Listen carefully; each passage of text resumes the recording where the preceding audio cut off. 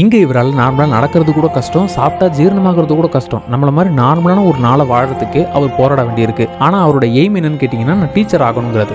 அப்படி ஸ்கூல் பசங்களுக்கு கிளாஸ் எடுக்கலாம்னு போனால் அங்கே பசங்களாம் இவரை பார்த்து கலாச்சி சிரிக்க ஆரம்பிக்கிறாங்க.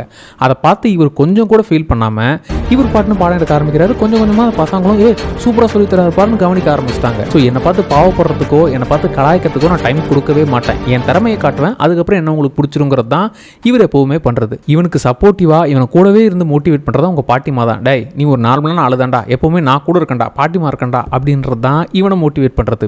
அவங்க அம்மாவே கூட டேய் வீட்லேயே கடை, உன்னால் தனியாக இன்னொருத்தர் சப்போர்ட் இல்லாமலாம் போக முடியாதுன்னா ஒதுக்கி வைப்பாங்க.